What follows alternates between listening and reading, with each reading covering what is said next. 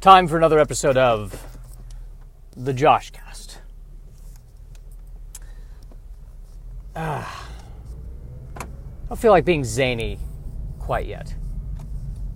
It's one of those things. It's the morning after a bad set. I'm having morning after bad set syndrome, where I didn't accomplish what I wanted to accomplish. I was talking about how much I hate insurance, and it didn't land, which is very surprising. I feel like people would get on board, but they did not. Perhaps all that's happening is that I am becoming, with every passing moment, the epitome of the cliche old Jew getting up on stage complaining about insurance and questionable bowel movements.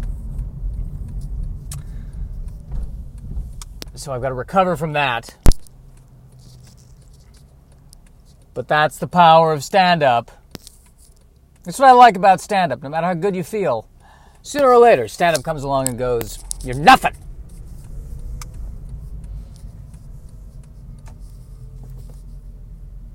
I got sick last night because I ordered dinner, and then I forgot that I ordered dinner, and I went out and got a pizza, and then came back and realized I'd had dinner already. And that's how zoned out I am. That's how exhausted or overwhelmed, or pick your diagnosis, insert your diagnosis here. And and there's this part of me that's like, well, I can't waste it. I just can't waste it. So I overeat, which is so stupid. It's so stupid that I do that. I should just, I don't know, box it up like a normal human being. It's easier for me somehow to just overeat than it is to box it up and take it home. I don't have a refrigerator, so that's part of the issue. But even if I did, it wouldn't matter. I would still do the same thing. I hate taking it home. I hate taking food home. Would you like a box for that? No, I don't. I don't want to eat this tomorrow. I don't want a day-old thing.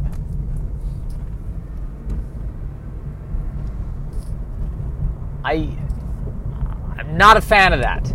I don't want that. It never tastes as good. There's nothing more depressing to me, other than everything, than takeout food. You're just sitting there alone in my room, looking at this food in a box. It looked fantastic on the plate. Now, the plate was gorgeous. And now it's in this box, and it's just looking back up at me like,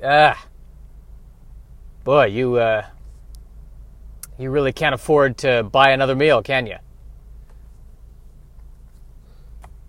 You're as much a failure as I am. That's it, just... it's depressing. Reheating it never works. It doesn't taste as good. It just doesn't.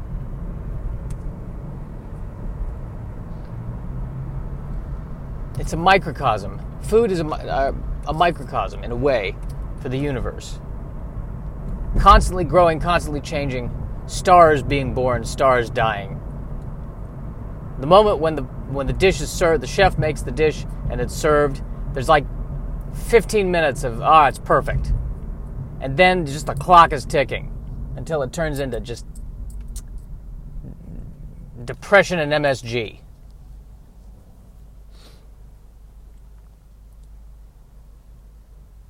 I cannot stand takeout food. I cannot stand Tupperware. I hate looking at Tupperware. I hate the feel of Tupperware. I hate how something tastes when it's been in or near Tupperware, that plastic taste of the plastic particles getting into the food. I can't stand Tupperware. Tupperware is plastic denial. People have Tupperware parties. How is that a party? My theory is that every single person at a Tupperware party is dying inside. Because their soul is within their body. And their body is not Tupperware. And that it cannot preserve their soul to the degree that Tupperware can supposedly preserve something inside the Tupperware. The only time I will handle a takeout situation is if it's a dessert. If it's cake, the cake will not be as good, but I will power through it. Even if the cake is in Tupperware, I will manage. I will deal with it. I think the only thing that can survive takeout is cookies. Unscathed.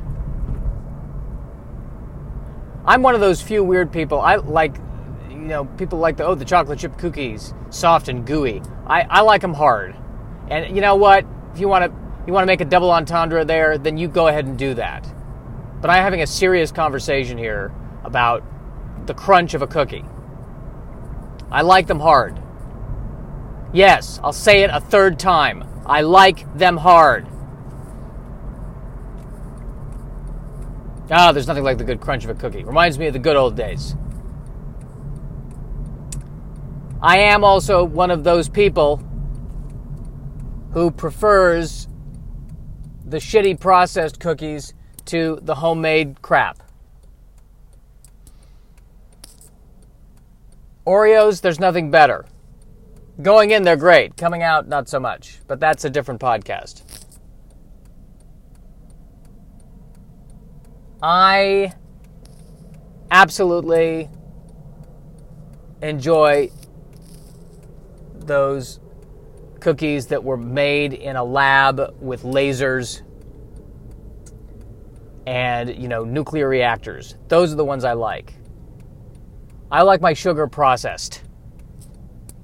I want 10 scientists standing around a sugar cube going, "We've got it! It's perfect!"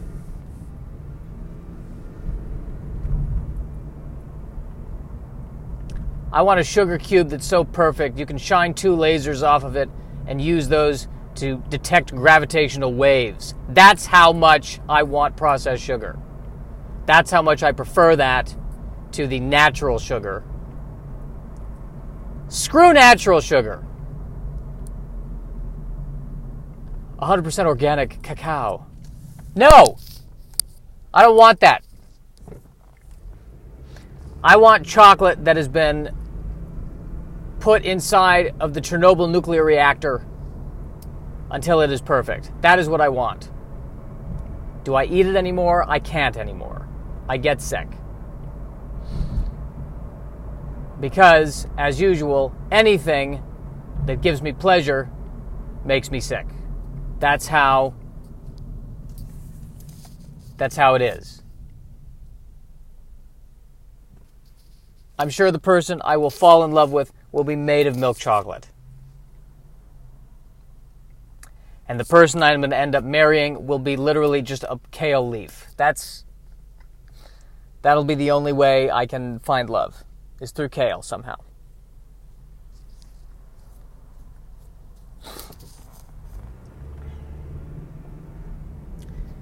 I'd like to transition to talking about jean jackets, if I may. I cannot wear a jean jacket. I can't bring myself to do it. Am I judging other people who wear jean jackets? Not necessarily. I just feel that a person who is wearing a jean jacket is making a conscious decision to not be doing anything that day that's important. Because the last thing I would want to see if I was in intensive care in a life or death situation is my doctor running in with a jean jacket going, "Hey bro, what's going on? What does the chart say, man?" "Yeah, man, yeah." "Well, that pipe's not going to remove itself from your leg, is it?" Yeah, I was just hanging with the greasers, man, you know? Just the other greasers. Yeah, normally greasers wear leather jackets, but, you know, I'm much to the beat of a different drummer, man. I'm a greaser who wears a jean jacket.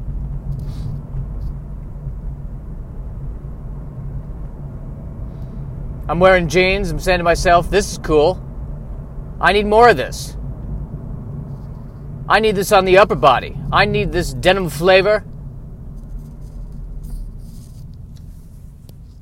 on my neck. Hence the jean jacket. I can't help but wonder if a person who wears a jean jacket and jeans just really wants to wear overalls and they don't quite have the courage to do it, so this is the next best thing. I cannot help but wonder this.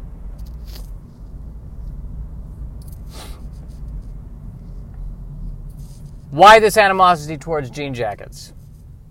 I can't say. I just know that I can't wear one. I don't believe I would look good in one. I think if I put on a jean jacket, I would look like Moses if he was trying to fit in with a bunch of 80s high school kids. I'm not entirely sure how he got into that situation. It's clearly some kind of a time travel situation where he's got to go into the future to save something in order to save the world. And he's there with his beard and the jean jacket around the kids, saying, "How we doing? Not violating any of the commandments, I should hope?"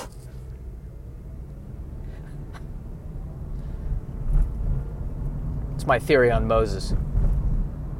Jean jacketed Moses. You got Joseph in the Technicolor Dreamcoat, jean jacket Moses. There's your musical right there. I don't know why that musical hasn't been done yet.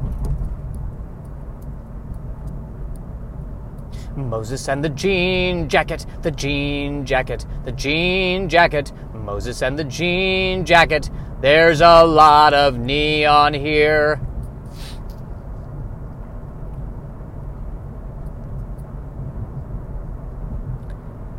Well, these were spirited opinions, weren't they?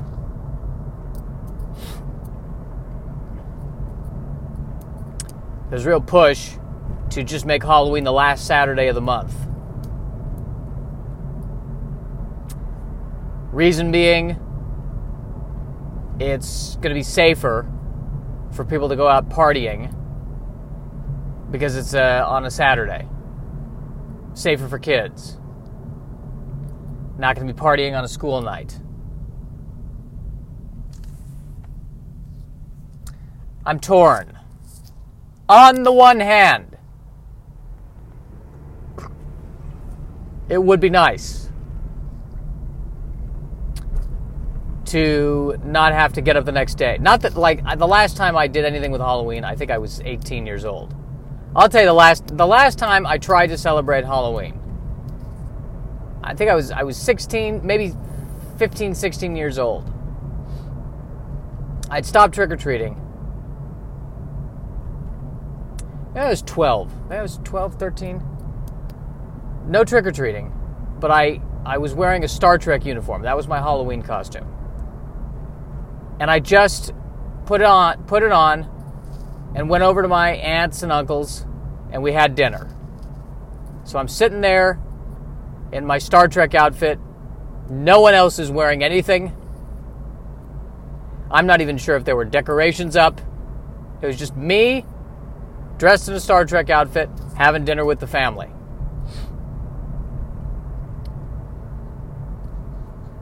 And I said to myself, this holiday is dead to me now.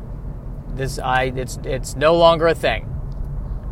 Because the most fun part of Halloween when I was growing up was when I was younger, I was playing with my cousins. And we would all dress up and we would pretend. And that was nice. And then it stopped happening. They were older, they grew out of it.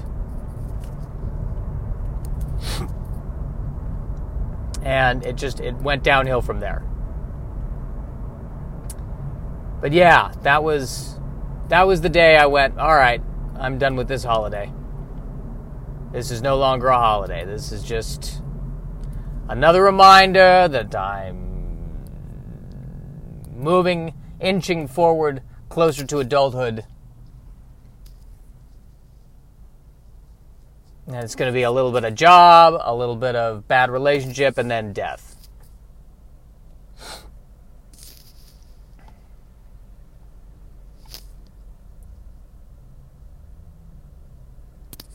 Yes, not a fan about that. So what I would like to do, getting back to the original topic here, of whether or not they move it to Saturday, is I think they should keep it on the 31st. I like that it's the 31st, October 31st. The one time I know when a month has 31 days. Halloween, October 31st. But they should make that day a national holiday where everything's closed. Ah, that'd be great. Why not? Why not? You're saying any of the other holidays are any more important, ultimately?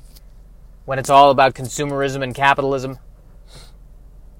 Other holidays have higher religious tones? No, they don't. It's all about capitalism. We can make Halloween religious. We already have. Why does it have to have a religious overtone? How about one day a year we, have fun? How about that? How about that, America?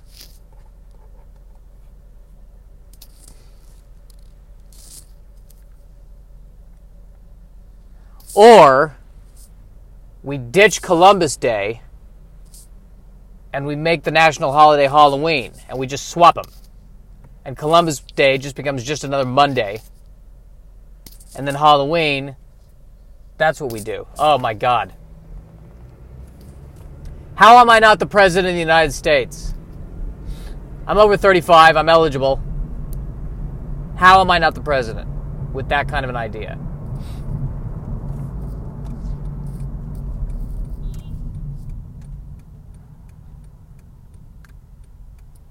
This is another person making a left turn who's not entirely in the left turn lane. Cannot stand it.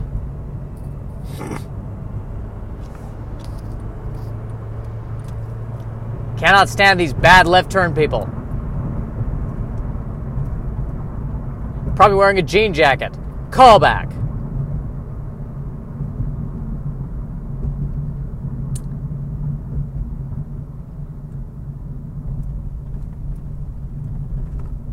Oh, they're about to block off the street. They're doing a car show tomorrow. The big car show. I have a theory on car shows. It applies to all human beings. It's a universal theory. At least once in your life, you're going to have to get somewhere. And you're going to budget time to get somewhere. And it's going to be a fairly important place to get to. And it's a place you've been to 50 times before. You know the route backwards and forwards. You know how long it takes. And on the day where you need to get somewhere, in the middle of the route is a car show. And it's over. Your entire day is thrown into chaos. Because a bunch of people want to look at old cars. And remember what things were like back in the day when everyone had more beautiful cars and institutional racism. Ah, weren't those the days? And you now are stuck behind a bunch of cars that are not going to move, that are doing the opposite of what they were built to do, which is to not be stuck in a car show.